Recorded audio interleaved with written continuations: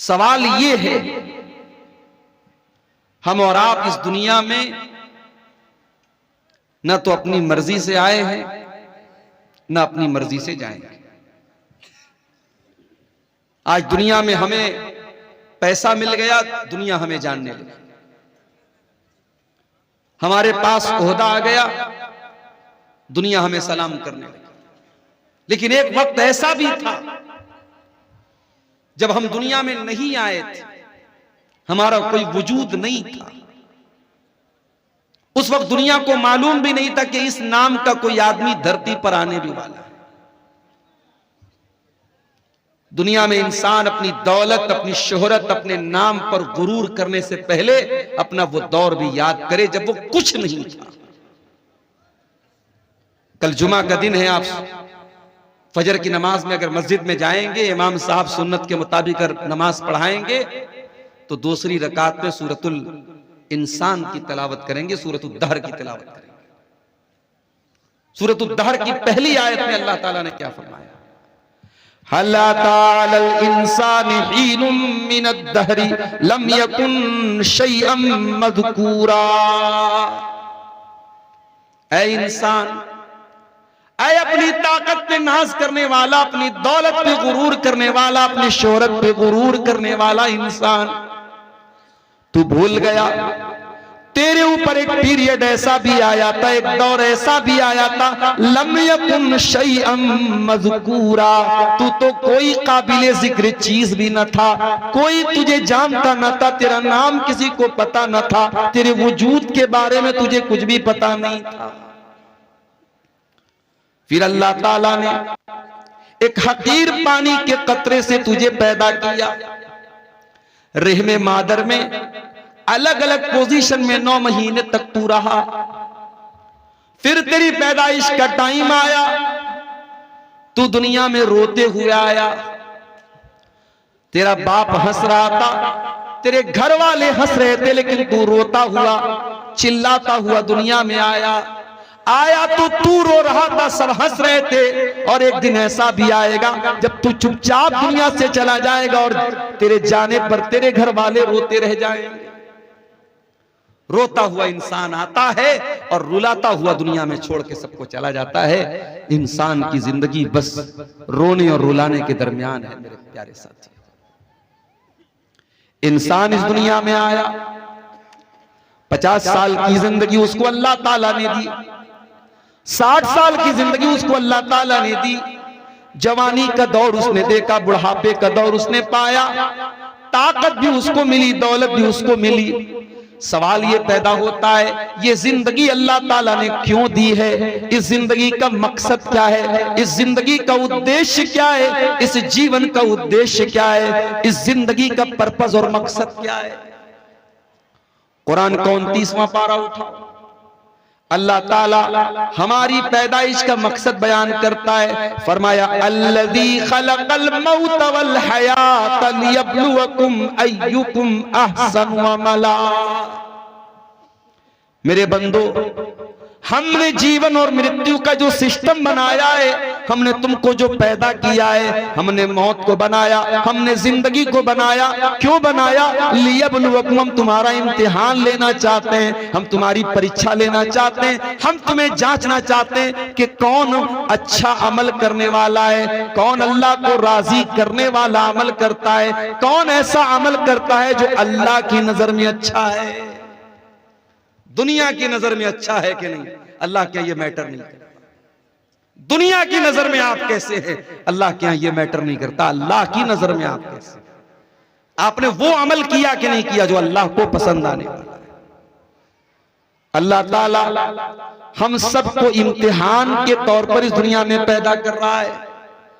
हमारी दुनिया की जिंदगी एक इम्तिहान की जिंदगी है मेरे भाइयों, और जिस तरीके से दुनिया के हर इम्तिहान को एक दिन खत्म हो जाना है। एक टाइम है, बच्चा स्कूल इम्तिहान देने गया, स्टूडेंट कॉलेज में एग्जाम देने गया, 2 घंटे का एग्जाम था, 3 घंटे का एग्जाम था, 2 घंटे पूरे हो गए, एग्जामिनर ने कॉपी छीन ली, भाई तेरे एग्जाम का टाइम खत्म हो गया, तू और नहीं लिख सकता है। बच्चे से कॉपी छीन ली गई, तेरी परीक्षा की अवधि समाप्त हो गई, तेरे इम्तिहान का टाइम खत्म हो गया, अब इसके आगे तुम कुछ नहीं कर सकते। मेरे प्यारे साथियों, हमारे भी इम्तिहान का एक टाइम है, और वो टाइम कब है हम नहीं जानते।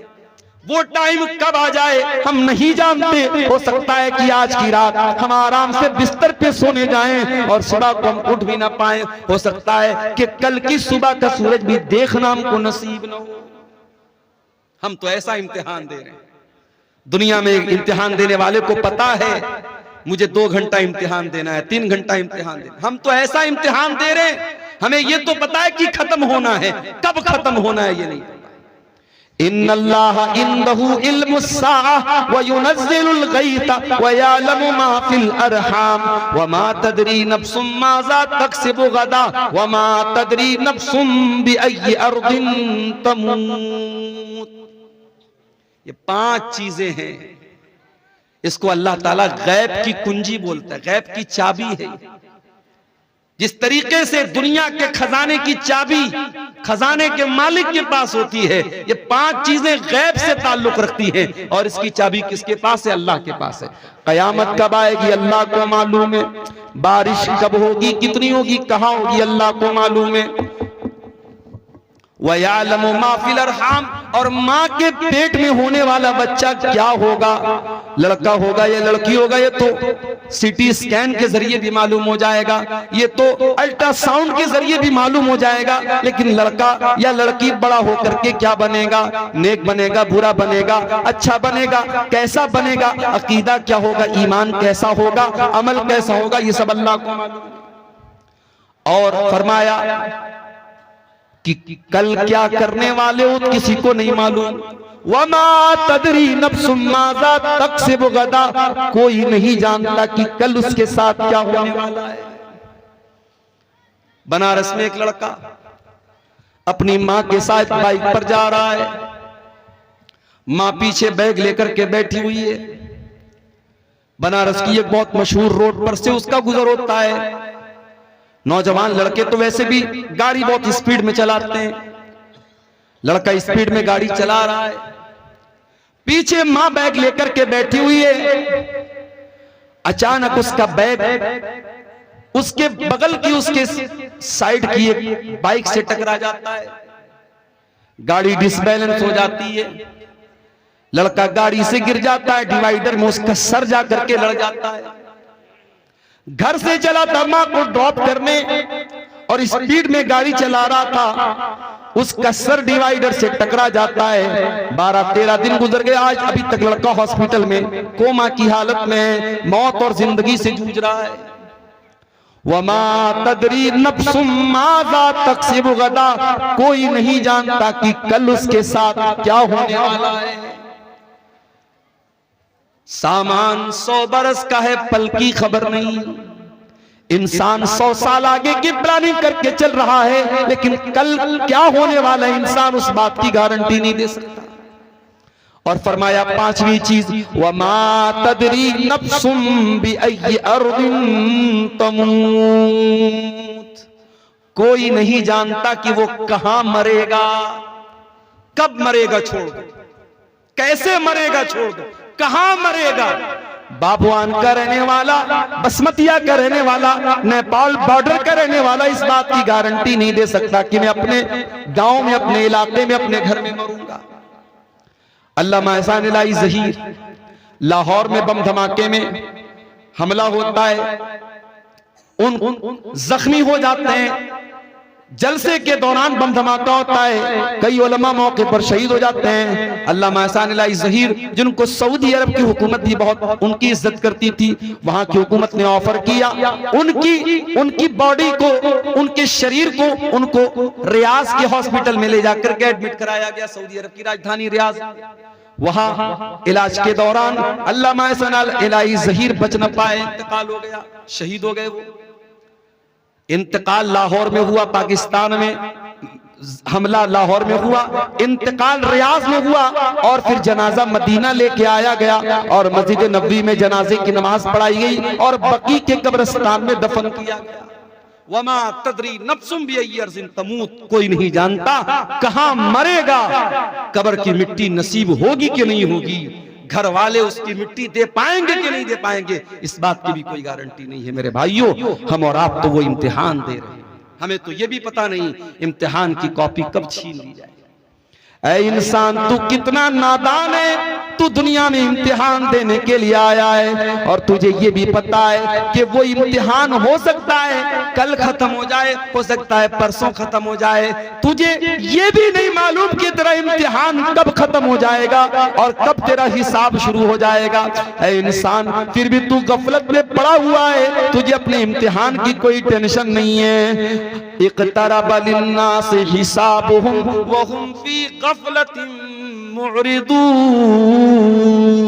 ऐ इंसानों, तुम कितने नादान हो, तुम्हारे हिसाब का टाइम करीब आ चुका है, फिर भी तुम गफलत में पड़े हुए हो। इसीलिए हमारे नबी फरमाते हैं, जाया करो कभी कभी कब्रिस्तान, ज़ूरुल क़ुबूर, ऐ मेरी उम्मत के लोगों कब्रिस्तान जाया करो, फ़इन्नहा तुज़क्किरुकुमुल आखिरा, कब्रिस्तान जाओगे, मरे हुए लोगों की कब्रों को देखोगे, जब मुर्दा लोगों के घरों को, उनकी कब्रों को देखोगे, तुम्हें आखिरत की याद आएगी, तुम्हें अपना अंजाम याद आएगा। बिल्डिंगों में रहते हुए शायद मौत ना याद आए, बाल बच्चों के साथ हंसते खेलते हुए शायद तुम्हें मौत याद ना आए, दुनिया के पैसे गिनते हुए शायद तुम्हें मौत न याद आए, बैंक बैलेंस को चेक करते हुए शायद तुम्हें मौत याद ना आए, फेसबुक की रील्स देखते हुए शायद तुम्हें मौत याद ना आए, दुनिया की रंगीनियों में खो करके शायद तुम्हें मौत याद ना आए, लेकिन जब तुम कब्रिस्तान जाओगे तुम देखोगे कल का करोड़पति भी उसी मिट्टी के अंदर लेटा हुआ है, कल का अरबपति भी उसी मिट्टी के अंदर लेटा हुआ है, बहुत बड़ा आलिम दीन था, बहुत बड़ी बड़ी तकरीरें करता था, आज वो भी इसी मिट्टी के नीचे दफन हो चुका है, बड़ा नाम कमाया करता था, बड़ी शोहरत थी, बड़ी इज्जत थी, आज वो भी इसी मिट्टी की चादर ओढ़ के सोया है। फ़इन्नहा तुज़क्किरुकुमुल आखिरा, जब तुम कब्रिस्तान को देखोगे, जब तुम कब्रों को देखोगे तो तुम्हें मौत की याद आएगी। मौत को याद किया करो, मौत हमारी औकात हमें याद दिलाती है, मौत हमारी हैसियत हमें याद दिलाती है। इंसान को जब ये लगने लगे इस दुनिया में मैं सबसे ज्यादा सुप्रीम हूं, मेरे ऊपर कोई ताकत नहीं, कोई पावर नहीं है, मैं सबसे बड़ा पावरफुल हूं, मौत आकर के बता देती है कि इंसान तू किस खेत की मूली है। बहुत बड़ा बादशाह था फिरौन, बहुत बड़ा बादशाह था फिरौन, इतना बड़ा बादशाह था कि अल्लाह ताला का मजाक उड़ाता था। मूसा अलैहिस्सलाम से कहता था कि ऐ मूसा तू क्या मुझसे बात करेगा, ऐ मूसा तू क्या मुझसे बात करेगा, अरे तेरी जुबान में तो लुकनत है, तेरी जुबान में लड़खड़ाहट है, ऐ मूसा तू मुझसे बात करने के लायक नहीं है। मूसा का मजाक उड़ाया, अल्लाह के नबी का मजाक उड़ाया, उसने तो अल्लाह का भी मजाक उड़ाया, कहा कि ऐ हामान मेरे लिए महल बना दे, सीढ़ी लगा दे, मैं जरा झांक करके देखूं कि मूसा का रब कैसा है, मूसा का अल्लाह कैसा है। उसने अल्लाह का मजाक उड़ाया, उसने मूसा अलैहिस्सलाम का मजाक उड़ाया, उसने यहां तक कहा हाज़िल अनहारु तजरी मिन तहती, ऐ मूसा ये देखो मैं मिस्र का बादशाह हूं और बड़ी बड़ी नदियां मेरी सल्तनत में बहती हैं, मेरे महल के नीचे से दरिया बहता है, मैं तो दरियाओं का मालिक हूं, मैं तो इन नदियों का मालिक हूं। अल्लाह ने कहा ऐ फिरौन अब तेरे गुरूर को मैं खाक में मिलाता हूं। फिरौन को कैसी मौत आई? फिरौन को अल्लाह ताला ने दरियाए कुलजुम में डुबा करके मार दिया, उसी दरिया में मूसा अलैहिस्सलाम के लिए रास्ता बन गया और उसी दरिया में फिरौन की कब्र बन गई, फिरौन डूब गया। और फिरौन जब डूब गया तो अल्लाह ने फरमाया कम तरकू मिन जन्नातिन व उयून व ज़ुरूइन व मकामिन करीम व नामतिन कानू फाकिहीन। देखो जरा फिरौन कितने बड़े बड़े महल छोड़ के गया था, कितने बड़े बड़े बागात छोड़ के गया था, कितने अच्छे अच्छे मकामात छोड़ के गया था। कज़ालिका व औरसनाहा कौमन आखरीन, आज फिरौन के महलों का हमने किसी और को वारिस बना दिया। महल फिरौन का है, बाग फिरौन का है और उसकी नहरें फिरौन की हैं, लेकिन आज फायदा उठाने वाले और लोग हैं। इसलिए मेरे भाइयों कभी भी अपनी ताकत पर गुरूर मत करना, ताकत तो फिरौन के पास भी थी। कभी अपनी दौलत पर गुरूर मत करना। बहुत दौलत वाला आया तो दुनिया में कारून, इस कदर दौलत थी उसके पास, कुरान कहता है कि जब वो उसके खजानों की चाबियों को अल्लाह कहता है कि बड़े बड़े पहलवान व आतैनाहु मिनल कुनूज़ मा इन्न मफातिहहु लतनू बिल उस्बति उलिल कुव्वा, बड़े बड़े पहलवान कारून के खजाने की चाबियों को बड़ी मुश्किल से उठाते थे। खजाना नहीं, खजाने की चाबियों को, खजाने के ताले की चाबियों को बड़े बड़े पहलवान बड़ी मुश्किल से उठाते। इतनी दौलत थी कारून के पास। जब वो सज धज करके निकलता था, कौम के लोग ठंडी सांस लेकर के कहते थे काश हमारे पास भी इतनी दौलत होती। और कारून बड़े नाज से कहता था इन्नमा ऊतीतुहु अला इल्मिन, ये दौलत तो मेरी नॉलेज से मिली है, ये बाप दादा से मैंने नहीं कमाई, ये मैंने अपनी नॉलेज से कमाई है। क्या अंजाम हुआ कारून का? कारून जो अपनी दौलत पर बड़ा नाज करता था, जो अल्लाह को नहीं मानता था, जो आखिरत को नहीं मानता था, फखसफना बिही व बिदारिहिल अर्दा, अल्लाह ने कारून को भी जमीन में धसा दिया, उसके सारे खजाने को, सारे महल को जमीन में धसा दिया। मेरे प्यारे साथियों, कभी अपनी दौलत पर भी गुरूर न करना। गुरूर का अंजाम बड़ा बुरा होता है और मौत आकर के इंसान के गुरूर को खाक में मिला देती है। इसीलिए अल्लाह ताला सूरह वाक़िया के अंदर कहता है फलौला इदा बलगतिल हुल्कूम व अंतुम हीनइज़िन तंजुरून व नहनु अक़रबु इलैहि मिनकुम वलाकिन ला तुबसिरून। मेरे बंदो, जब जान निकलने का टाइम आता है, जब रूह निकलने का टाइम आता है और तुम देखते हो तुम्हारा करीबी इंसान मर रहा है, तुम्हारा बाप मर रहा है, तुम्हारी माँ मर रही है, तुम्हारी बीवी मर रही है, तुम अपनी आंखों से मरता हुआ देख रहे हो लेकिन तुम कुछ नहीं कर सकते। फलौला इन कुंतुम गैर मदीनीन तरजिऊनहा इन कुंतुम सादिकीन। अगर तुमको ये लगता है कि तुम्हारे ऊपर किसी का कंट्रोल नहीं है, किसी का पावर नहीं है, किसी की ताकत नहीं है, तो जरा तुम मरने वाले को मौत से बचा करके दिखा दो। मरना तो है मेरे भाई, और मौत आएगी, हम बच नहीं सकते, बच नहीं सकते हैं। हम शीश महल में भी जाके अपने आप को कैद कर लें, अल्लाह कहता है युद्रिकुमुल मौत वलौ कुंतुम फी बुरूजिम मुशय्यदा। अगर तुम शीशा पिलाई हुई दीवार, अगर तुम लोहे को पिघला करके दीवार में पैक कर दो अपने आप को, वहां पर भी तुमको मौत आएगी। मौत का फरिश्ता वहां भी तुमको आकर के तुमको पकड़ लेगा, तुम अल्लाह की पकड़ से नहीं बच सकते मेरे भाई।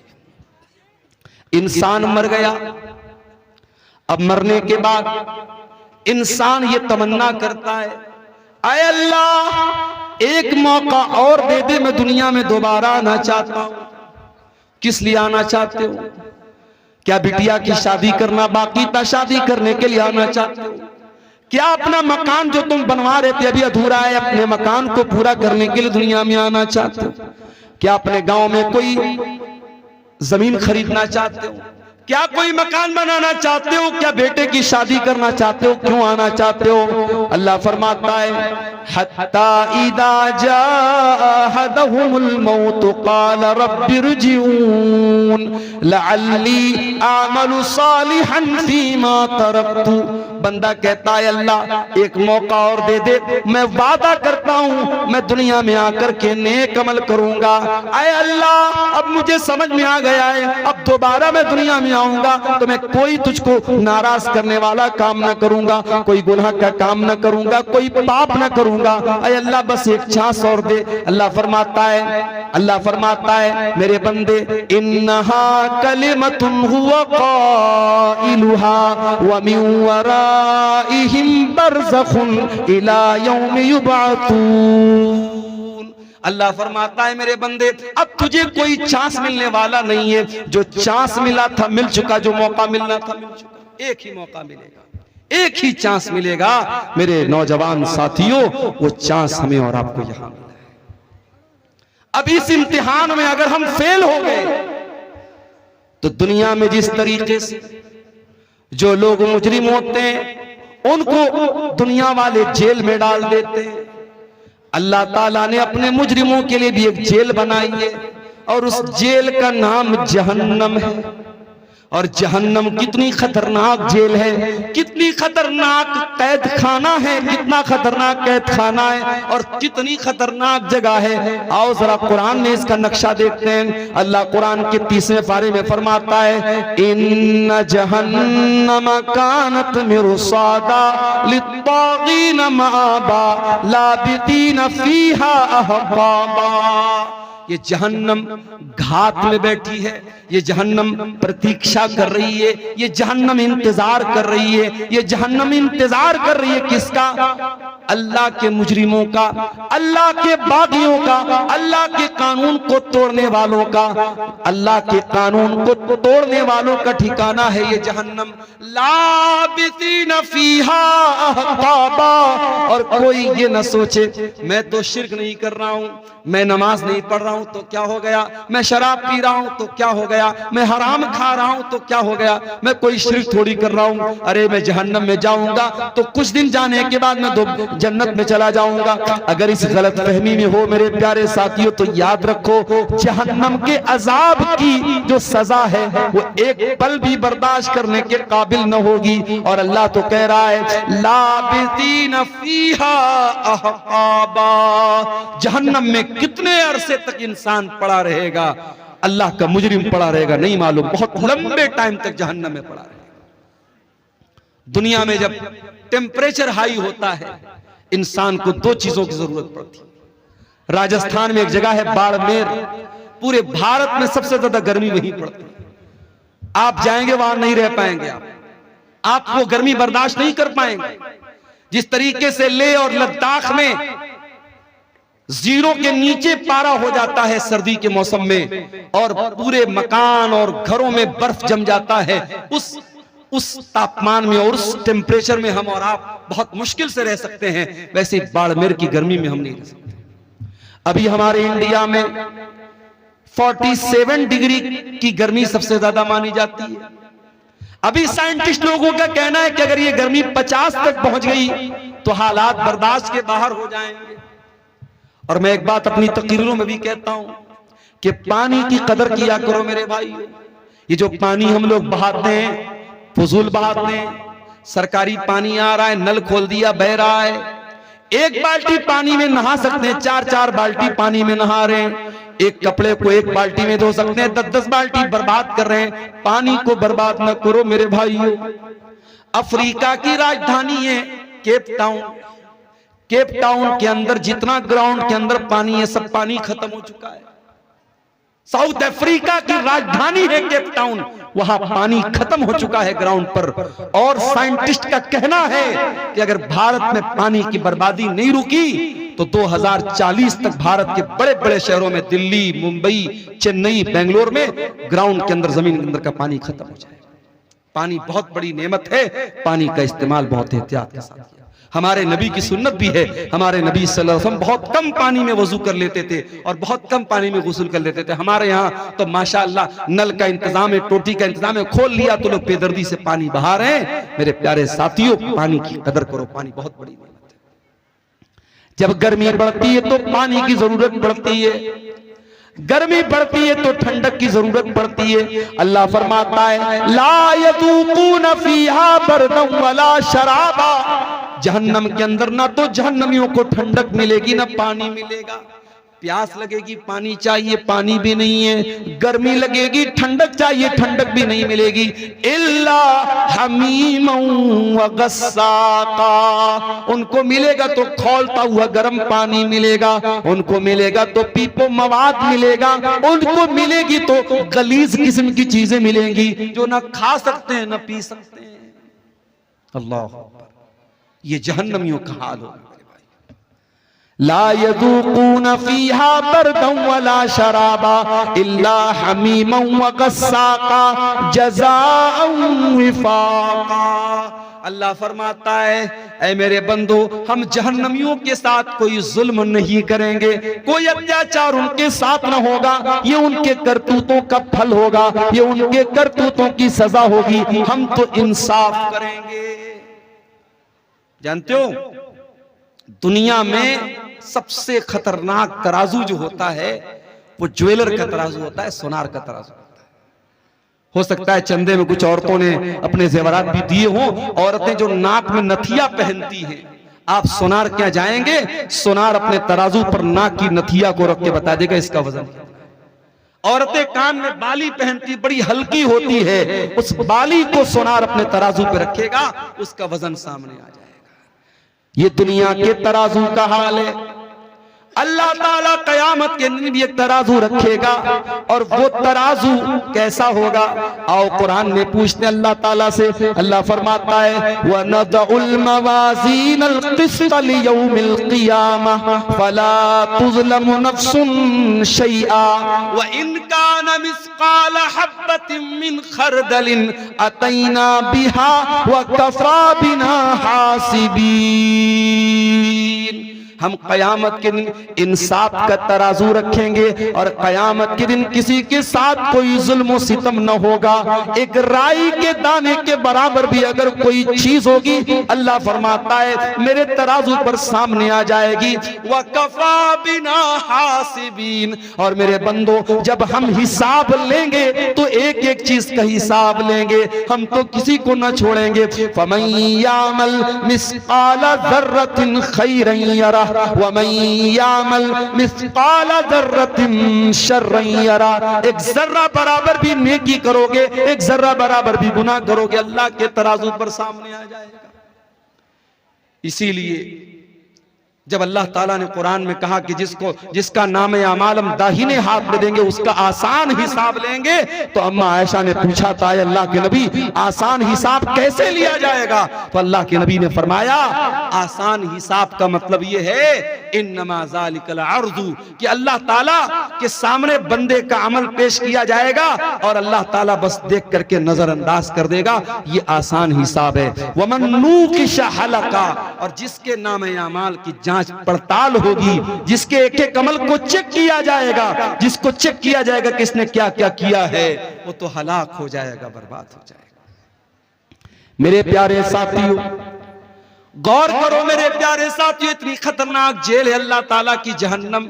उस जहन्नम से अपने आप को बचाने के लिए हम क्या इंतजाम कर रहे हैं? दुनिया में कहीं आग लग जाए, फायर ब्रिगेड वालों को जल्दी से बुलाया जाता है, फिर भी आग लग जाए तो बहुत मुश्किल हो जाता है लोगों को बचाना। अभी हमारे घर पे शादी थी, छोटे भाई की, हमारे शादी में औरतों का जहां खाना चल रहा था चाट का, वहां पे वो स्टॉल लगा हुआ था।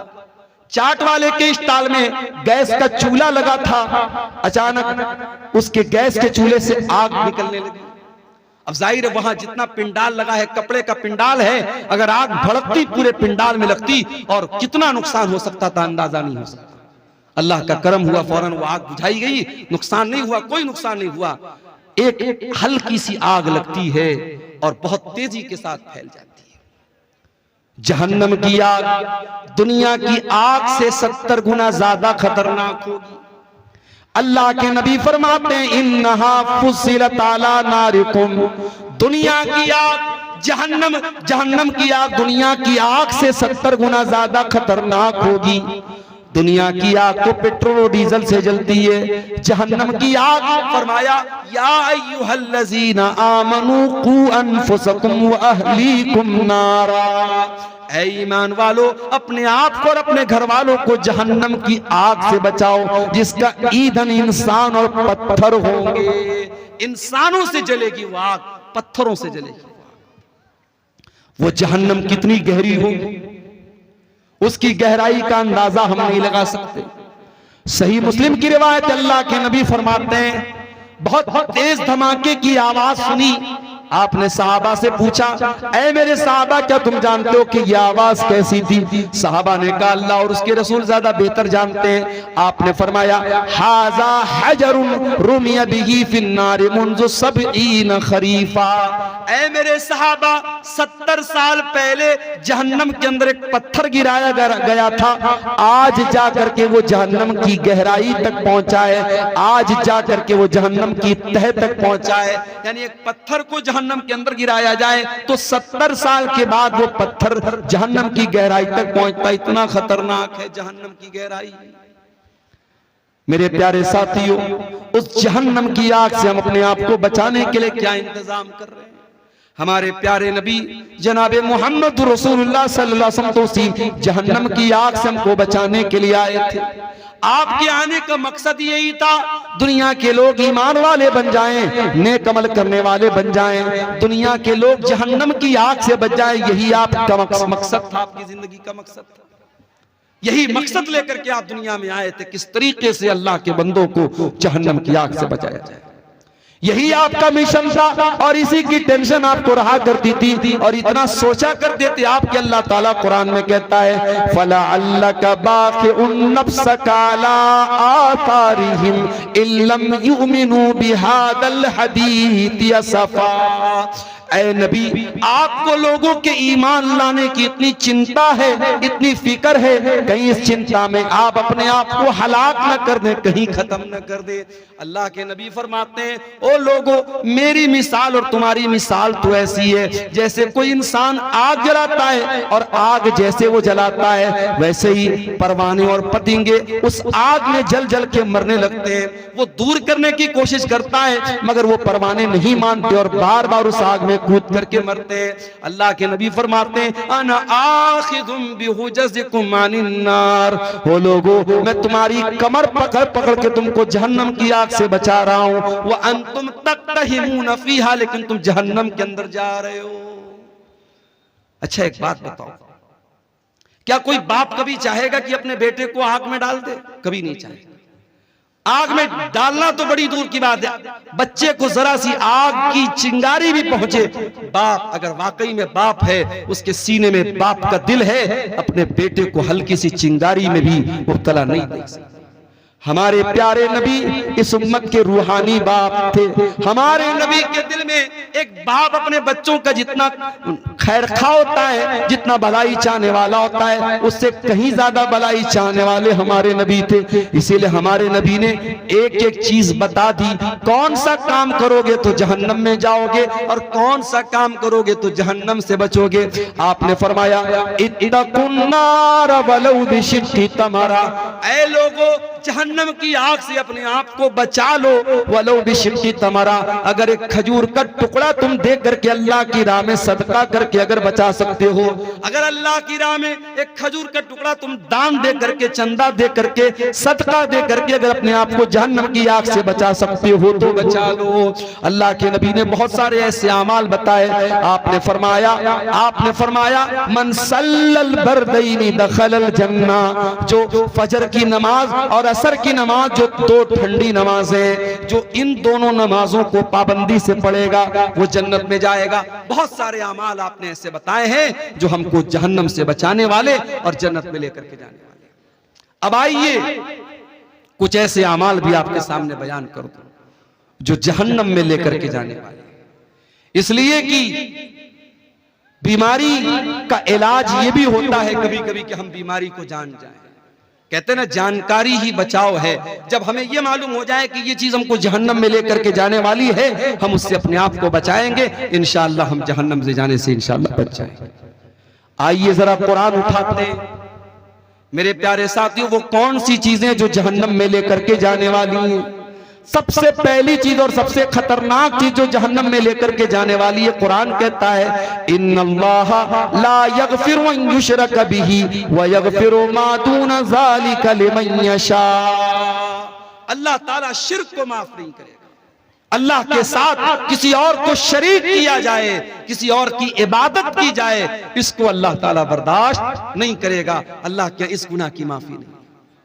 आज कितने मुसलमान हैं, उनके गले में देखो धागा पड़ा हुआ है, उनके हाथ में देखो धागा पड़ा हुआ है और वो धागे के ऊपर ये अकीदा रखते हैं कि जब तक ये धागा मैं पहने हुए हूं तब तक मैं बीमार न पड़ूंगा, मुझे नजर न लगेगी, मेरा बच्चा बीमार न पड़ेगा।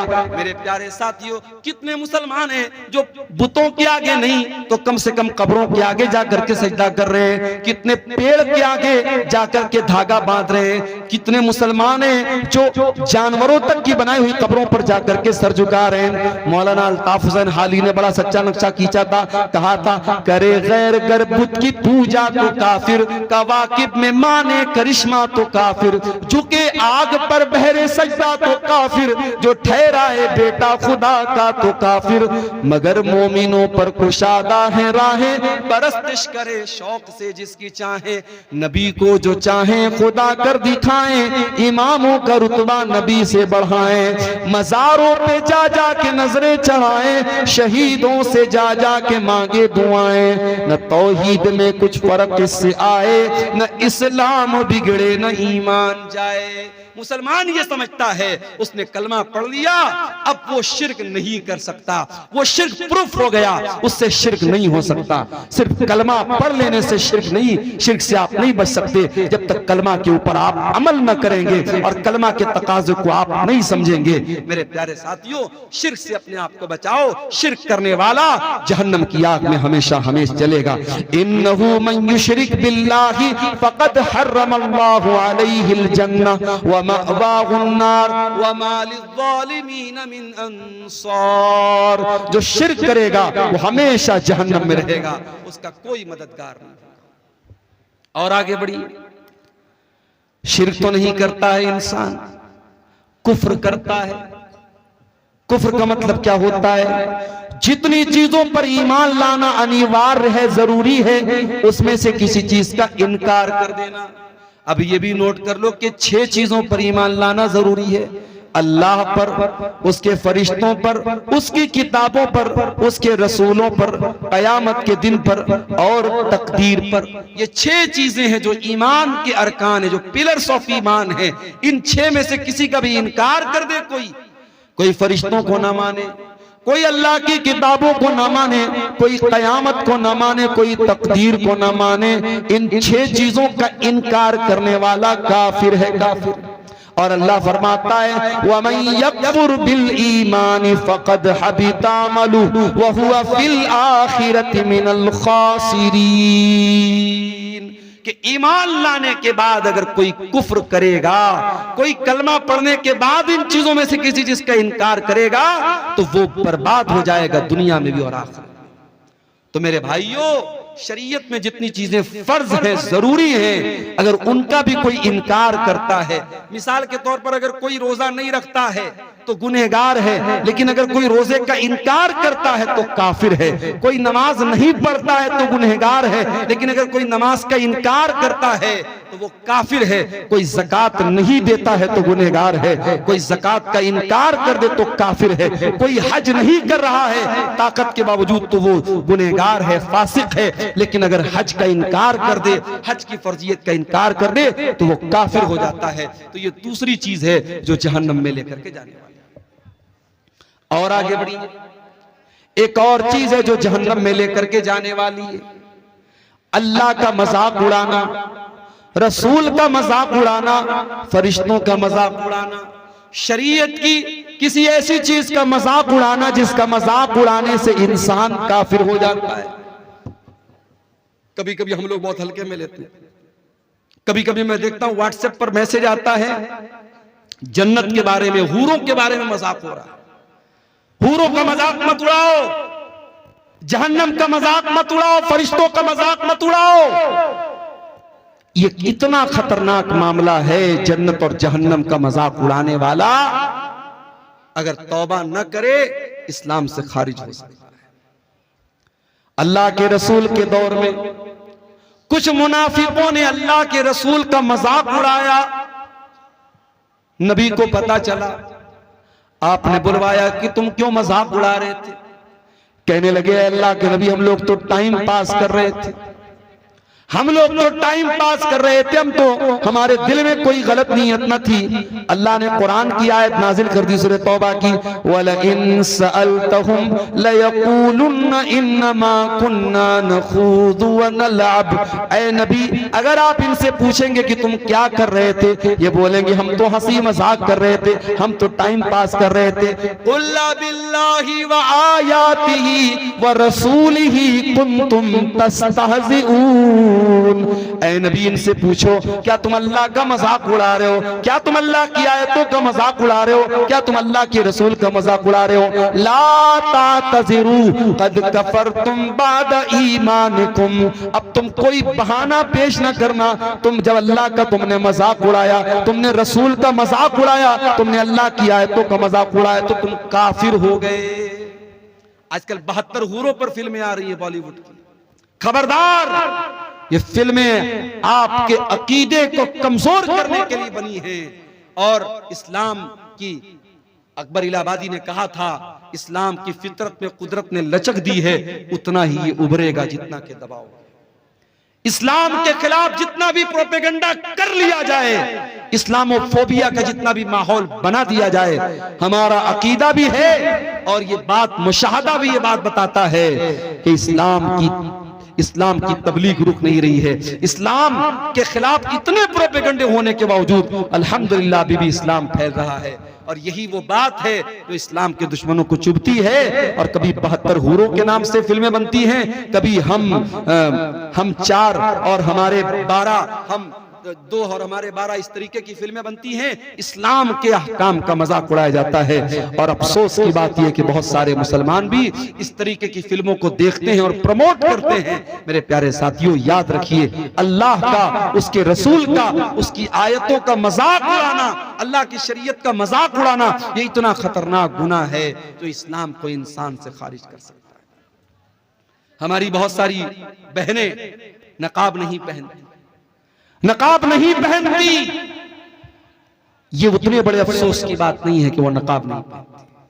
अफसोस की बात यह है कि वो नकाब के ऊपर कमेंट करती हैं और कहती हैं, अरे मौलाना साहब, ये नकाब आप लोगों ने अपने मन से इसको निकाला है, इस्लाम में इसकी कोई हैसियत नहीं।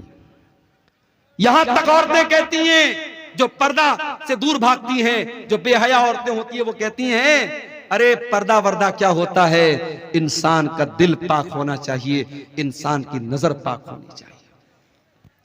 मेरे प्यारे साथियों, एक लड़की घर से नकाब पहन करके नहीं निकलती है, वो बहुत बड़ा गुनाह करती है। मगर एक लड़की नकाब नहीं पहनती है और साथ में वो नकाब का मजाक उड़ाती है और नकाब को इस्लाम के अहकाम में से, पर्दे को इस्लाम के अहकाम में से निकालने की कोशिश करती है। ऐसी औरतों को जाकर के कुरान की ये आयत पढ़ के सुना दो, या अय्युहन नबिय्यु कुल लिअज़वाजिका व बनातिका व निसाइल मुमिनीना युदनीना अलैहिन्ना मिन जलाबीबिहिन्ना ज़ालिका अदना अन युअरफ़ना फला युज़ैन।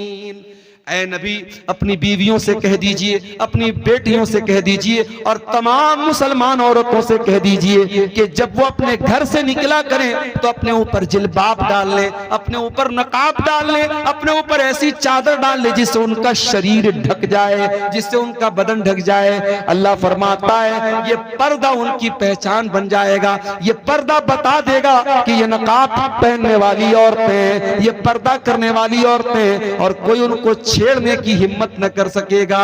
मेरे प्यारे साथियों, जो लोग ये बोलते हैं कि दिल साफ होना चाहिए, पर्दा करने की कोई जरूरत नहीं है, मैं उनसे पूछता हूं, इस दुनिया में क्या सहाबे किराम से भी ज्यादा कोई साफ सुथरे दिल वाला आया था?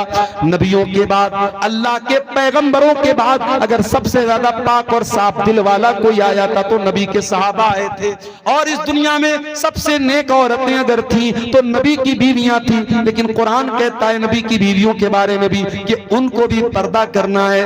और अल्लाह ताला अपने नबी के सहाबा से कहता है कि जब तुम अपने नबी के घर में जाओ और तुम्हें कोई सामान मांगना है नबी की बीवियों से, फस्अलूहुन्ना मिन वराइ हिजाब, तो पर्दे की आड़ से मांगो, डायरेक्ट मत जाओ।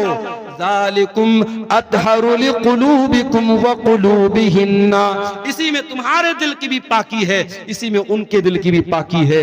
मेरे प्यारे साथियों, कुरान 1400 साल पहले बता रहा है कि पर्दा करने के बाद दिल पाक होता है, पर्दा के बगैर दिल पाक नहीं। एक बात और बोल दूं, लड़की जवान हो गई, अब चाहे टीचर सामने हो, चाहे चाचा हो, चाहे कोई भी, चाचा का नाम तो मैंने ऐसे ले लिया, टीचर हो, कोई भी ऐसा रिश्तेदार हो जो गैर महरम, अगर गैर महरम है तो जवान लड़की को उससे पर्दा करना है। वहां ये नहीं चलेगा कि साहब मेरे गांव के हैं। मैंने एक मरतबा तकरीर में बोल दिया था, बड़ा उस पर बवाल भी हुआ, एक लड़की के बारे में जो बहुत मशहूर हुई थी पूरे इंडिया में। वो नकाब में एक स्कूल कॉलेज में जा रही थी और उसके ऊपर जब फिरका परस्तों ने हमला करने की कोशिश की, उसने नारे तकबीर लगाया था, पूरी दुनिया में उस लड़की का बड़ा नाम वायरल हुआ था। लेकिन बाद में एक और वीडियो आया जिसमें मैंने देखा कि एक अजनबी आदमी, कोई भी अजनबी आदमी उसके घर जाता है उसको शाबाशी देने के लिए और उस जवान लड़की के कंधे पर हाथ रखता है। तो जाहिर है कि हम उस लड़की के जज्बे की अपनी जगह कदर करते हैं, मगर जो चीज गलत है वो गलत रहेगी।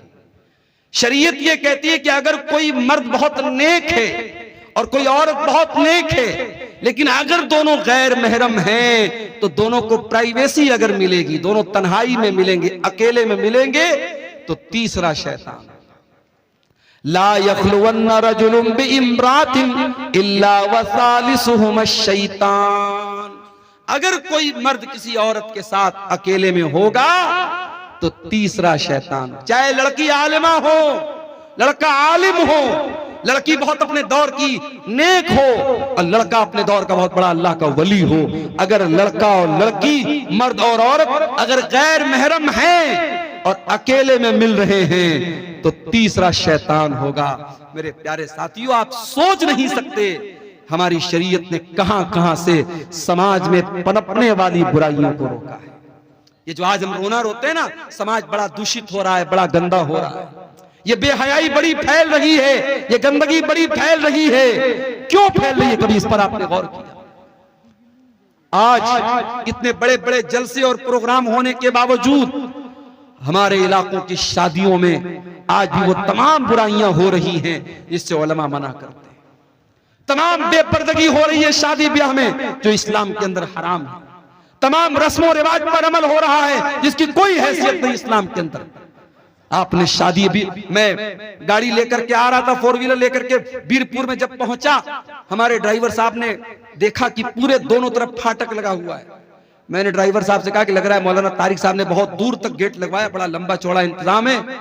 आगे बढ़ा तो पता लगा साहब शादी हो रही है, कोई शादी थी और ऐसी शादी थी, दूर दूर तक गेट लगा हुआ है और गाना बज रहा है, डीजे बज रहा है। आज वो किसी गैर मुस्लिम की शादी थी। बताना ये चाहता हूं कि आज एक दिन की शादी की खुशी के नाम पर लोग लाखों रुपए खर्च कर देते हैं और गैर मुस्लिम की बात नहीं, मुसलमान भी करता है। अभी उत्तर प्रदेश के मेरठ शहर में एक शादी हुई, वहां दुल्हे को शादी के मौके पर 2.5 करोड़ रुपए मिले हैं और निकाह पढ़ाने वाले मौलवी साहब को 11 लाख रुपए मिले हैं। और एक रस्म होती है घड़ी पहनाई, दुल्हे को साली लोग घड़ी पहनाती हैं, उस घड़ी की पहनाई की जो है वो जो पैसा उसका दिया गया 11 लाख रुपए उसका दिया गया। हमारे यहाँ मदरसे में एक दिन चर्चा चल रही थी कि मदरसे में पढ़ाना छोड़ के चल के हम लोग मेरठ में निकाह पढ़ाए, एक निकाह का 11 लाख रुपया। तो ये मुसलमान के हालात हैं इस कौम के। जिस कौम के बच्चे भूखे मर रहे हैं, जिस कौम की औरतें, बेवा औरतें खाने को तरस रही हैं, जिस कौम की यतीम बच्चियां बदकारी का रास्ता अपना रही हैं, उस कौम के नौजवान शादी ब्याह पर इतनी फजूल खर्ची कर रहे हैं। उत्तर प्रदेश के सिद्धार्थनगर में एक शादी हुई, मुसलमान की शादी है और नोटों की बारिश कर रहा है दुल्हा। 20 लाख रुपए उसने पानी की तरह बारात में बहा दिए। ये सारे करतूत हम करते हैं, उसके बाद हम कहते हैं कि हमारे साथ फला जगह ये क्यों हो रहा है, हमारे साथ फला जगह ये क्यों हो रहा है, हमारी मस्जिदों पर क्यों निशाना साधा जा रहा है, हमारे मदरसों पर क्यों निशाना साधा जा रहा है। मेरे प्यारे साथियों, हमें अपना मुहासबा करने की जरूरत है, अपने गिरबानों में झांकने की जरूरत है। मेरे नबी ने तो निकाह को इतना आसान कर दिया। आपने फरमाया इन आज़मन निकाही बरकतन इसरुहु मऊनतन, सबसे ज्यादा बरकत उस निकाह में होती है जिसको सबसे कम खर्च में निपटाया जाए। नबी के दौर में निकाह होता था, बहुत मामूली खर्च में निकाह हो जाता था। और ऐसा नहीं कि नबी के दौर में सब गरीब लोग थे, उसमें उस्मान गनी के जैसे करोड़पति लोग भी थे, उसमें अब्दुर्रहमान बिन औफ के जैसे करोड़पति लोग भी थे। दौलत वाले होते थे या गरीब होते थे, बड़े सिंपल तरीके से निकाह कर लेते थे और बीवी को ले आते थे। और वहां एक नहीं 4-4 बीवियों का रिवाज था। इस्लाम ने अगर मर्द के पास ताकत है तो 4 बीवियों तक की इजाजत दी, इसमें कोई शर्म की बात नहीं है। आज एक मर्द जिना करके 10 औरतों के साथ जिना करे, उतना बुरा नहीं माना जाता। अगर कोई बेचारा उसके पास ताकत है जिस्मानी एतबार से, माली एतबार से, अगर वो एक के साथ साथ दूसरी बीवी कर ले, दूसरी शादी कर ले, बवाल हो जाता है साहब। पूरे गांव वाले उसका जीना हराम कर देते हैं और पहली बीवी और उसके घर वाले तो उसका जीना हराम कर ही देते हैं। याद रखो मेरे भाइयों, हलाल को मुश्किल बनाओगे हराम आसान हो जाएगा। और आज हराम आसान हो चुका है और हमारी और आपकी सोच से बहुत ऊपर जा चुका है। जिनाकारी और बदकारी मुस्लिम समाज में इतनी आम होती चली जा रही है। मेरे पास आए दिन फोन आता है और ऐसे ऐसे मसले पूछे जाते हैं, अल्लाह की पनाह, शर्म आती है। मौलवी साहब, लड़के ने लड़की के साथ गलत काम कर लिया, फिर लोगों ने शादी करा दी, शादी के 3 महीने के बाद बच्चा हो गया। अब क्या किया जाए? क्या दोबारा निकाह करना पड़ेगा? ये वो मसले हैं, उनका जवाब क्या देना है वो एक अलग मसला है। लेकिन मुसलमानों की सोसाइटी में इस तरीके के मसले पैदा हो, ये सोचने की बात है मेरे प्यारे साथियों, ये अफसोस करने की बात है, ये अफसोस करने का मकाम है। हलाल को मुश्किल बनाओगे हराम आसान हो जाएगा। शादियों को आसान करो। नौजवानों, तुमसे भी कहता हूं, अपने बाप से जाके कह दो, अपनी मां से जाके कह दो, मेरी शादी सुन्नत के मुताबिक करो, आसान तरीके से करो। अपने ससुर के ऊपर बोझ न बनो, अपने होने वाले ससुर के ऊपर बोझ न बनो, किसी तरीके के जहेज के चक्कर में न पड़ो। आसान और सिंपल लाइफ गुजारो, इज्जत और खुददारी के साथ। ससुराल से मिलने वाले बेड से बेहतर है चटाई पर लेट करके जिंदगी गुजार दो। ससुराल से मिलने वाले फ्रिज का ठंडा पानी पीने से बेहतर है कि घड़े का ठंडा पानी पी के गुजारा करो। ससुराल से मिलने वाली बाइक पर चलने से बेहतर है अपनी कमाई की साइकिल पर अपनी बीवी को बिठा करके चलो। मेरे प्यारे साथियों, इज्जत और खुददारी आपके हाथों में है, अब आप खुद डिसाइड कर लीजिए हमको क्या करना है। मेरे अजीजों, ज़िनाकारी वो गुनाह है जो जहन्नम के अंदर लेके जाने वाला है। अल्लाह कहता है वला तक़रबु ज़िना इन्नहु काना फ़ाहिशतन व साअ सबीला। ऐ मेरे बंदो, तुम ज़िना के करीब भी ना जाना, ये बड़ा ही गंदा काम है, बहुत बुरा रास्ता है।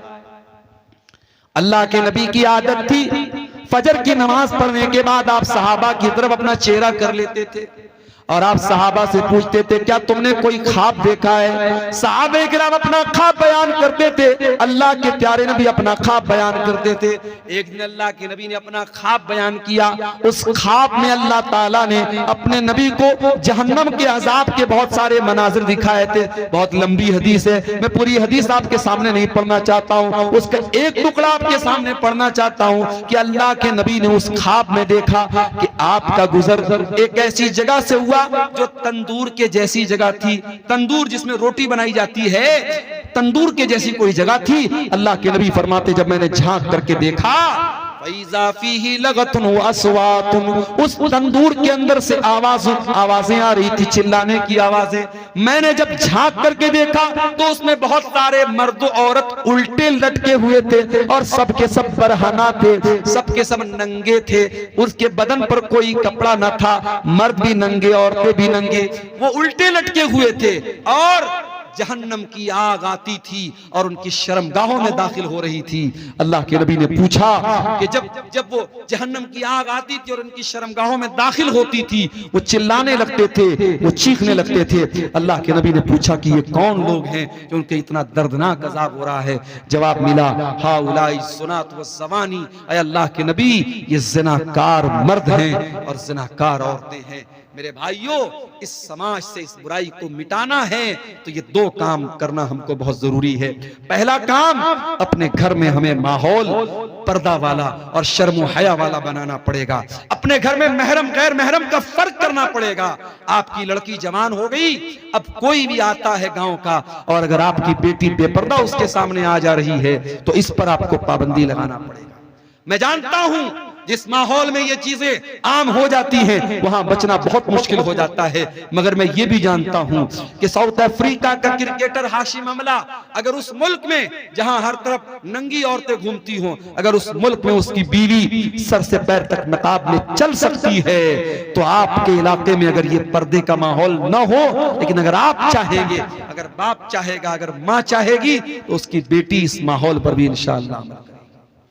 मेरे पास ऐसे भी केस आते हैं मेरे भाई, ऐसी बच्चियों के फोन आते हैं जो कहती हैं कि हम ऐसे घरों में शादी करना चाहते हैं जहां हमें इस्लामी पर्दे पर अमल करने दिया जाए, जहां देवर और जेठ से पर्दे का माहौल हो, जहां बेपर्दगी ना हो, बेहयाई ना हो। हम ऐसे घर में शादी करना चाहते हैं। आज के इस दौर में ऐसी भी मुसलमान लड़कियां हैं। ये पहला काम आपको करना पड़ेगा, अपने घर के माहौल को इस्लामी माहौल बनाना पड़ेगा। और दूसरा काम क्या करना पड़ेगा? निकाह को आसान करना पड़ेगा। जब तक आप ये काम नहीं करेंगे मेरे प्यारे साथियों, ज़िनाकारी और बदकारी को नहीं रोक सकते। जहन्नम में लेकर के जाने वाला एक और अमल है सूद खाना, ब्याज खाना। अल्लाह के नबी ने लानत की है बाकायदा, लानल्लाहु आकिल रिबा व मुकिलहु व कातिबहु व शाहिदैहि। सूद खाने वाला, सूद खिलाने वाला, सूद की गवाही देने वाला, सूद को लिखने वाला, सब पर अल्लाह की लानत हो। और कुरान कहता है फ़इल्लम तफ़अलू फ़अज़नू बिहर्बिन मिनल्लाहि व रसूलिही। अगर सूद खाने वाला, अगर सूद खाने से बाज नहीं आता है, अगर ब्याज खाने वाला अगर ब्याज खाने से बाज नहीं आता है, तो कुरान कहता है अल्लाह से और उसके रसूल से जंग करने के लिए तैयार हो जाओ। आज कौन ब्याज नहीं खा रहा? किसका सेविंग अकाउंट नहीं है? सबका सेविंग अकाउंट है। और सबके अकाउंट में, किसी के अकाउंट में 10 रुपया, किसी के अकाउंट में 100 रुपया, किसी के अकाउंट में 1 लाख रुपया। जिसकी जितनी कैपिटल है उस हिसाब से ब्याज आ रहा है। और ये तो वो ब्याज है जो सेविंग अकाउंट में मिलती है। कितने मुसलमान तो बाकायदा FD कराते हैं। बैंक में 1 लाख रुपया जमा कर दिया, 1 लाख पर 1,06,000 रुपया हर साल ब्याज बैंक दे रहा है। कितने बड़े बड़े पैसे वाले मुसलमान इसी ब्याज के जरिए पैसा कमा रहे हैं। माफ करना मेरे भाई, इतना बड़ा गुनाह है ये ब्याज। अल्लाह के नबी ने फरमाया कि अपनी सगी मां के साथ जिना करने से भी बड़ा गुनाह है।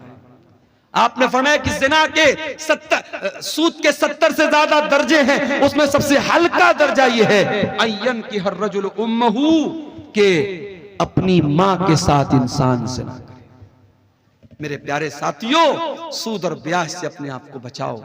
अपने भाइयों से कहना चाहता हूं, ऐसी कंपनियों में पैसा न लगाओ, ऐसे बिजनेस में पैसा न लगाओ जो फ्रॉड है, जो जुआ है, जो सूद है।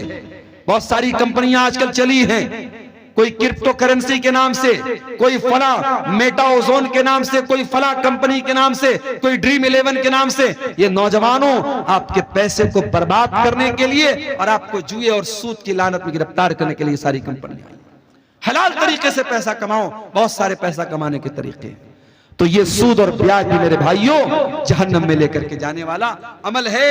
अब 2-4 बातें और बयान करूंगा और जाते जाते एक अपील करके जाऊंगा। आप जानते हैं हमारे शेख तारिक साहब का ये इदारा चल रहा है और अल्हम्दुलिल्लाह 600-650 यहाँ बच्चे तालीम हासिल कर रहे हैं। इस इदारे के लिए ये जलसा हुआ है, आप इसका ताउन करते हुए यहाँ से जाएंगे। आखिरी 2-4 बातें और सुन लीजिए, फिर हम बात खत्म करेंगे। रात के तकरीबन 2 बज रहे हैं। आप जहन्नम में लेकर के जाने वाले अमल की बात कर रहा हूं मेरे अजीजों। जहन्नम में लेकर के जाने वाला एक और अमल है, और वो अमल है जुल्म करना। अगर जुल्म करोगे, अत्याचार करोगे, तो ये अमल भी जहन्नम में लेकर के जाने वाला है। अल्लाह के नबी फरमाते हैं, सही मुस्लिम की रिवायत है, सिनफान मिन अहलिन नारी लम अरहुमा। मेरी उम्मत के अंदर 2 किस्म के लोग ऐसे हैं जो जहन्नम में जाएंगे, लेकिन मैंने उनको अभी नहीं देखा है। नंबर 1, कौमुन माहुम सियातुन काज़ना बिल बकर यद्रिबून बिहन्नास। ऐसे लोग आएंगे जिनके हाथ में गाय की दुम की तरह कोड़े होंगे, जिनसे वो लोगों को मारेंगे। उलमा ने लिखा है कि गाय की दुम की तरह कोड़े से मुराद पावर है, ताकत है, इख्तिदार है, कुव्वत है। आज अगर किसी के पास कोई ताकत है और अपनी ताकत के जरिए वो दूसरों पर जुल्म कर रहा है, बेकसूरों को मार रहा है। जी माशाअल्लाह, ये 1,41,000 रुपये नेपाली हैं, किसी अल्लाह के बंदे ने इस इदारे में ताउन के तौर पे दिया है। अल्लाह ताला इस भाई के ताउन को कबूल फरमाए, इसके माल में अल्लाह ताला बरकत अता फरमाए। मेरे भाइयों, अल्लाह के नबी फरमा रहे हैं, जिनके हाथ में पावर है और पावर का गलत इस्तेमाल करेंगे वो लोग जहन्नम में जाएंगे। आप देख रहे हैं अभी मुल्क के हालात क्या हैं, और हमारे जिस स्टेट से मैं आता हूं उस स्टेट के हालात भी आप देख रहे हैं, किस तरीके से बेकसूर को कसूरवार और कसूरवार को बेकसूर बनाया जाता हम जानते हैं। लेकिन हां, 2-4 उम्मीदों के दिए अब भी हैं रोशन, माजी की हवेली अभी वीरान नहीं। अगर शर्जील इमाम नाम का वो लड़का जिसको बेकसूर जेल की काल कोठरी में डाला गया, तो आज अल्लाह का फजल और करम है, उस लड़के की बहन ने अपनी तालीम के बल पर जो जज बन गई अदालत की, गालिबन हाई कोर्ट की वो जज बनी है, उसने दुनिया को दिखा दिया कि तुम जुल्म करके हमारे टैलेंट को नहीं रोक सकते हो, हमारी सलाहियत को नहीं रोक सकते हो। मेरे प्यारे साथियों, जालिम याद रखे, हर जालिम ये बात याद रखे कि अल्लाह ताला ने हर फिरौन के लिए मूसा का इंतजाम करके रखा हुआ है। उसके बाद अल्लाह के नबी फरमाते हैं, जहन्नम में जाने वाली दूसरी किस्म होगी उन औरतों की, वह निसाउन कासियातुन आरियातुन मुमीलातुन माइलातुन, ऐसी औरतें जहन्नम में जाएंगी जो कपड़ा पहन करके भी नंगी होंगी, गैर मर्दों को अपनी तरफ माइल करेंगी और खुद भी उनकी तरफ माइल हो जाने वाली होंगी। ला यदखुलनल जन्ना, ऐसी औरतें जन्नत के अंदर नहीं जाएंगी। वला यजिदन रीहा, और जन्नत में जाना तो बहुत दूर की बात है, वो जन्नत की खुशबू भी नहीं पाएंगी। तो ये अमल भी मेरे प्यारे साथियों जहन्नम में लेकर के जाने वाला है। और आगे बढ़िए, किसी का हक मार लेना, किसी की जमीन पर नाजायज कब्जा कर लेना, भाई का अपनी बहन का हक मार लेना, बाप का अपनी बेटी का हक मार लेना, पड़ोसी का पड़ोसी का हक मार लेना, ये भी बहुत बड़ा गुनाह है। अल्लाह के नबी फरमाते, मन नक़ज़ शिब्रम मिनल अर्दी, जो किसी की जमीन पर एक बालिश, एक बित्ता अगर किसी की जमीन पर नाजायज कब्जा कर लेगा तो फ़िक़ मिन सभी अर्दीन यौमल क़ियामा, तो क़यामत के दिन उसको 7 जमीनों का तौक़ उसकी गर्दन में डाला जाएगा। ये जमीन, ये जायदाद सब यही रह जाएगी मेरे भाई। किसी की जमीन पर नाजायज कब्जा करके आप अपने बच्चों के लिए शायद फ्यूचर बना दें, मगर अपना फ्यूचर आप खराब कर लेंगे, अपने आप को जहन्नम का हकदार बना लेंगे। आज कितनी जमीनें लोग हड़पते हैं, हम दूसरों से क्या शिकवा करें। आज कब्रिस्तान की जमीन पर, ईदगाह की जमीन पर और मस्जिदों की जमीनों पर लोगों ने नाजायज कब्जा करके रखा है। अल्लाह के नबी फरमाते हैं, अगर किसी की जमीन, एक बित्ता भी अगर किसी की जमीन पर, औरतों की जानिब ये कितना है, कुछ गिनती नहीं, ये खवातीन की तरफ से, औरतों की तरफ से अमाउंट आया है, इसमें कुछ इंडियन है, कुछ नेपाली है। अल्लाह ताला इन तमाम हमारी माँ बहनों की इस उनके ताउन को कबूल फरमाए और मजीद उनको अल्लाह की राह में ताउन देने की तौफीक अता फरमाए। शेख फिरोज आलम नदवी साहब ने 50,000 रुपये का ताउन पेश किया है। आप मुदीरुल जामिअतुल इस्लामिया रियाजुल उलूम हैं। अल्लाह ताला शेख मोहतरम के इस अतिया को कबूल फरमाए, इनके माल में, इनके अहल वयाल में बरकत अता फरमाए, और हमारे वो भाई जो अभी तक इस काम में पीछे रहे उनको भी अल्लाह ताला तौफीक दे कि वो आगे बढ़ें और इस कार्य खैर में हिस्सा लें। अल्लाह ताला आप सबके ताउन को कबूल फरमाए। तो मेरे अजीजों, जहन्नम में लेकर के जाने वाला एक अमल, इंसान दूसरे का हक मारता है, ये भी एक बहुत बड़ा अमल है। और आगे बढ़िए, जहन्नम में लेकर के जाने वाला एक और अमल है, उसका ताल्लुक हमारे बदन के एक ऐसे हिस्से से है जो है तो बहुत छोटी सी चीज मगर इतनी खतरनाक है कि बड़ी बड़ी जंगें करा देती है, जिसको हम जबान कहते हैं। जबान का गुनाह भी इंसान को जहन्नम में लेकर के जाता है। अल्लाह के प्यारे नबी ने सल्लल्लाहु अलैहि वसल्लम ने एक मर्तबा हजरत मुआज इब्न जबल से फरमाया, उनको बहुत सारी बातें आपने बताई, सदका के बारे में बताया, नमाज के बारे में बताया, जिहाद के बारे में बताया। फिर आपने फरमाया कि ऐ मुआज, क्या मैं इन तमाम बातों का खुलासा तुमको न बता दूं? उन्होंने कहा क्यों नहीं, अल्लाह के रसूल जरूर बता दीजिए। आपने अपनी जबान की तरफ इशारा करके फरमाया, अम्लिका लईका लिसानक, ऐ मुआज अपनी जबान को कंट्रोल कर लो, ये सारी चीजों का खुलासा है। हजरत मुआज इब्न जबल ने कहा, ऐ अल्लाह के रसूल, व इन्ना लमुआखज़ून बिमा नतकल्लमु बिही, ऐ अल्लाह के नबी, क्या अपनी जबान से जो हम बोलते हैं क्या उस पर भी अल्लाह ताला हमारी पकड़ करेगा? आपने फरमाया, ऐ मुआज, मैं तो तुमको बहुत समझदार आदमी समझता था। ऐ मुआज, तेरी माँ तुमको गुम कर दे, वहल युकब्बुन नासु अला मनाखिरिहिम इल्ला हसाइद अलसिनतिहिम, कयामत के दिन लोग अपनी नाक के बल घसीट करके जहन्नम में जाएंगे इसी अपनी जबान की करतूतों से। ये गाली इसी जबान से बकी जाती है, किसी की इज्जत इसी जबान से उतारी जाती है। ये कसीमुद्दीन साहब हैं कोई, इन्होंने 9,500 रुपये का घेरा कद्र ताउन इस इदारे के लिए दिया है। अल्लाह ताला इनके ताउन को कबूल फरमाए। ये किसी और भाई ने भी 500 रुपया दिया है। अल्लाह ताला इन तमाम चंदा देने वालों के चंदे को कबूल फरमाए, इनकी नेकी को अल्लाह कबूल करे, इनके माल में बरकत अता फरमाए। मेरे अजीजों, जहन्नम में लेकर के जाने वाली बहुत बड़ी चीज जबान से किए जाने वाले गुनाह है। गीबत, चुगली, किसी की इज्जत उतारना, किसी को जलील करना, ये सारे काम इसी जबान से किए जाते हैं। खबरदार, अपनी जबान को संभाल करके रखो मेरे प्यारे साथियों। कहते हैं मन समत नजा, जो खामोश रहा वो बच गया। और अल्लाह के नबी सल्लल्लाहु अलैहि वसल्लम फरमाते हैं कि जो अल्लाह के ऊपर और कयामत के दिन के ऊपर ईमान रखता है, फल यकुल खैरन औ लियस्मुत, वो बोले तो अच्छी बात बोले वरना चुप रहे। मेरी प्यारी माँ और बहनों, आपसे भी कहना चाहूंगा, अपनी जबान पर काबू रखिए। जबान से किए जाने वाले गुनाह भी औरतों को जहन्नम में लेकर के जाएंगे। मर्दों को तो लेके जाएंगे ही जाएंगे, औरतों के ज्यादा जहन्नम में जाने की वजह उनकी जबान होगी। और आगे बढ़िए, एक और गुनाह है जो जहन्नम में लेकर के जाता है। हर जुमा के खुतबे में हम सुनते हैं, वकुल्लु मुहद्दसतिन बिदा वकुल्लु बिदातिन ज़लाला वकुल्लु दलालतिन फिन्नार। ये एक और भाई ने 100 रुपए का ताउन दिया है, अल्लाह ताला इसको भी कबूल फरमाए। दीन के अंदर हर नया काम बिदात है और हर बिदात गुमराही है और हर गुमराही जहन्नम में लेके जाती है। मैं कभी कभी अपनी तकरीरों में ये बात कहता हूं कि देखो, बिदाती अपनी बिदत से तौबा करे, इसकी पॉसिबिलिटी बहुत कम होती है। चोर तौबा कर सकता है, जानी तौबा कर सकता है, कातिल तौबा कर सकता है। क्यों?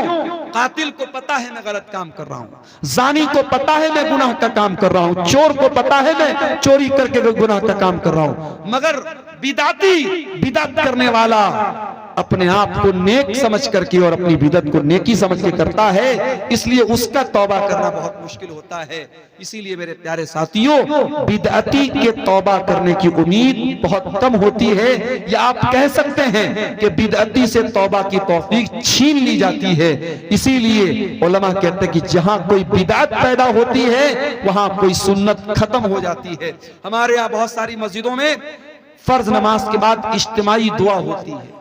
जैसे ही सलाम फेरा, इमाम साहब ने हाथ उठा के दुआ करना शुरू किया और सारे मुक्तदी भी इज्तिमाई तौर पे दुआ करते हैं। जाहिर है कि ये अमल बिदात है।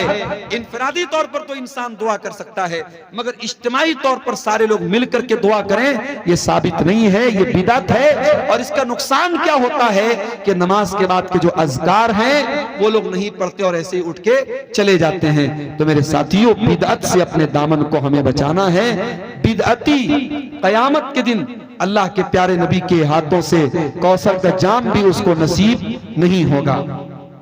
ये मजीद 1000 रुपए का ताउन एक भाई ने और पेश किया है, अल्लाह इसको भी कबूल फरमाए। अभी हमारे एक भाई ने पीछे से कहा कि कुछ लोग टाइम के पहले अजान दे देते हैं। टाइम के पहले, चाहे असर की अजान हो चाहे फजर की अजान हो, अगर जो टाइम है बहुत सोच समझ करके जंतरी बनाई गई, टाइमिंग बनाई गई है, इस टाइमिंग से पहले अगर कोई अजान देता है तो ये भी गलत है। इसी तरीके से बात जगहों पर देखा गया कि कब्रिस्तान में मुर्दे को दफनाने के बाद वहां खड़े होकर अजान दे रहे, भाई ये क्या है? कहते साहब हम अजान दे करके शैतान को भगा रहे हैं यहां से, ताकि हमारा जो मुर्दा है उससे सवाल जवाब में आसानी हो जाए। माफ कीजिए, मुर्दे की आसानी के लिए दुआ करने का हुक्म है, अजान देने का हुक्म नहीं है। इसलिए मेरे अजीजों, आप बिदअत के हर तरीके से अपने आप को बचाइए। एक भाई पूछ रहे हैं कि रियाकारी से बचने का क्या तरीका है? रियाकारी से बचने का एक तरीका तो यह है कि आप जब भी कोई नेकी करें, इस एहसास के साथ और इस फीलिंग के साथ करें कि किसी को पता न चले, चुपके से नेकी करो। वो कहावत है ना, नेकी कर दरिया में डाल, ये एक आदत डाल लें। दूसरी बात है कि अपनी नेकी के बारे में बयान न करें लोगों से। और फिर तीसरी चीज ये है कि अगर आप रियाकारी से बचना चाहते हैं तो जिंदगी में कुछ अमल ऐसा करके जाइए जो बिल्कुल सीक्रेट हो, आपको पता हो, अल्लाह को पता। अल्लाह ताला ने कुरान करीम में अपने नेक बंदों के बारे में फरमाया, वयुतीमून अत्ताम अला हुब्बिही मिस्कीनन व यतीमन व असीरा। मेरे नेक बंदे मिस्कीनों को, यतीमों को, कैदियों को खाना खिलाते हैं और कहते हैं इन्नमा नुतइमुकुम लिवजहिल्लाह ला नुरीदु मिनकुम जज़ाअन वला शुकूरा, कि हम तुमको अल्लाह ताला को राजी करने के लिए खिला रहे, हमें कोई बदला नहीं चाहिए, कोई शुक्रिया नहीं चाहिए, बस ये होना चाहिए इखलास। अगर ये चीज आपके अंदर है इंशाअल्लाह तो रियाकारी से आप बच जाएंगे। अगर कोई रिश्तेदार या माँ बाप कुरान पढ़ने के लिए बोला तो बच्चा उनको खुश करने के लिए अच्छे से पढ़ते हैं। और सऊदी की आवाज क्या लिखा है, सुरीली आवाज, सुरीली आवाज से पढ़ते हैं, तो ये रियाकारी है या नहीं? देखिए, कुरान को ऐसे भी सुरीली आवाज से पढ़ना चाहिए। माँ बाप को दिखाने के लिए आप पढ़ते हैं तो गलत है। कुरान जब भी पढ़ें तो अच्छी आवाज में पढ़ने का हुक्म है। अल्लाह के नबी की हदीस है, मल्लम यतगन्न बिल कुरान फलैसा मिन्ना, कि जो कुरान को गा करके ना पढ़े, गा करके पढ़ने का मतलब कुरान को अच्छी आवाज में, सुरीली आवाज में ना पढ़े, वो हम में से नहीं है। कुरान को अच्छी आवाज में पढ़ना चाहिए, लेकिन बाप के डर से पढ़ रहा है और ऐसे नॉर्मल आवाज में पढ़ रहा है तो ये गलत बात है। अच्छी आवाज में हमेशा पढ़ना चाहिए। अगर कभी बच्चे जो होते हैं, छोटे होते हैं, नासमझ होते हैं, उस्ताद के डर से कभी क्लास में पढ़ दिया तो उतना बड़ा कोई मसला नहीं है, उसको रियाकारी नहीं बोलेंगे। अगर कोई इमाम नमाज पढ़ाए और पढ़ाते पढ़ाते नापाक हो जाए, उनकी वजू खत्म हो जाती है, तो ऐसी सूरत में क्या करना चाहिए? देखिए, अगर नमाज के दौरान किसी का वजू टूट जाता है तो उसको नमाज तो फौरन तोड़ देनी चाहिए। हदीसों से जो बात साबित है वो यही है कि उसको नमाज फिर उसके आगे कंटिन्यू नहीं करना चाहिए। अब वो इमाम है तो ऐसी सूरत में वो अगर अकेला पढ़ रहा होता तो भाई चलो ठीक है, नमाज तोड़ के जाएगा, दोबारा वजू आके पढ़ेगा। तो अगर वो इमाम है तो भी वो यही काम करे। अगर उसका वजू टूट गया है तो वो नमाज के बीच में से निकल जाए और मुक्तदियों को बता दे कि ये मेरे साथ मसला हो गया, मेरा वजू टूट गया, और दोबारा आकर के वो फिर से नमाज पढ़ाए। इसलिए कि अगर नमाज के दौरान वजू टूट गया तो फिर नमाज बातिल हो गई, फिर वो नमाज उसको दोहराना पड़ेगा। हजरत उमर फारूक रज़ी अल्लाह अन्हु की शहादत का जो वाकया है कि उनके ऊपर जब अबू लुलू फिरोज ने हमला किया था तो वो गिर पड़े थे, लेकिन उन्होंने गिरते हुए अब्दुर्रहमान बिन औफ को आगे बढ़ाया और बाकी नमाज उन्होंने पढ़ाई। तो वहां मसला दूसरा था, वहां नमाज बातिल नहीं हो रही थी। यहां आपने जो सवाल पूछा है कि नमाज वजू टूट जाए, वजू टूट रहा है, तो ऐसी सूरत में फिर नमाज को दोहराना पड़ेगा। किसी और को इमाम बनाने से काम नहीं चलेगा। अगर कोई और इमाम बनेगा तो फिर शुरू से नमाज पढ़ाना पड़ेगा। वल्लाहु आलम बिस्सवाब। तो मेरे भाइयों, ये जहन्नम में लेकर के जाने वाले चंद आमाल आपके सामने मैंने बयान किए हैं, और बातें और भी हैं, लेकिन अब मैं देख रहा हूं काफी ताखिर भी हो गई और काफी लोग हमारे यहाँ से ठंडी की वजह से, चूंकि ठंडी भी पड़ रही है, मैं आखिर में यही कहूंगा कि जहन्नम जैसी खतरनाक जगह से हमें और आपको अल्लाह ताला से पनाह भी मांगनी चाहिए और हमें दुआ भी करनी चाहिए अल्लाह ताला से कि हमें जहन्नम के अजाब से बचाए। और इसी तरीके से हमें वो अमाल भी करने चाहिए जो हमें जहन्नम में लेकर के जाने से बचा ले। सवाल पूछा गया कि बिदअती के पीछे नमाज होगी या नहीं होगी। देखिए इसमें थोड़ी सी तफसील है। अगर कोई बिदअती है और आपको मालूम है कि ये ऐसी बिदअत करता है जो इंसान को इस्लाम से खारिज कर देती है, मिसाल के तौर पर कोई इमाम नमाज पढ़ा रहा है और वो कब्र पे सजदा करता है, गैरुल्लाह से मदद मांगता है, तो जाहिर है कि ये बिदअत तो कुफ्र तक लेके जा रही, शिर्क तक लेके जा रही। ऐसे इमाम के पीछे आप नमाज नहीं पढ़ेंगे। लेकिन अगर कोई बिदअती है लेकिन उसकी बिदअत ऐसी बिदअत नहीं है जो कुफ्र तक लेके जाती हो, तो वो बिदअती है, गुनहगार है, लेकिन उसके पीछे आप नमाज पढ़ सकते हैं। लेकिन जानबूझ करके कसदन अच्छे इमाम को छोड़ करके, मुत्तबे सुन्नत इमाम को छोड़ करके ऐसे बिदअती इमाम के पीछे नमाज नहीं पढ़े। जहां मजबूरी की बात हो, आप बाजार में जा रहे हैं, मार्केट में जा रहे हैं और कोई मस्जिद आ गई, तो वहां आप नमाज पढ़ सकते हैं। लेकिन अगर ये कन्फर्म है कि वो बिदअती जो है वो कोई शिरकिया अमल कर रहा है, तो फिर उसके पीछे आप नमाज नहीं पढ़ेंगे। अल्लाह ताला से दुआ है रब्बुल आलमीन हमें नेक अमल और अच्छी समझ की तौफीक अता फरमाए।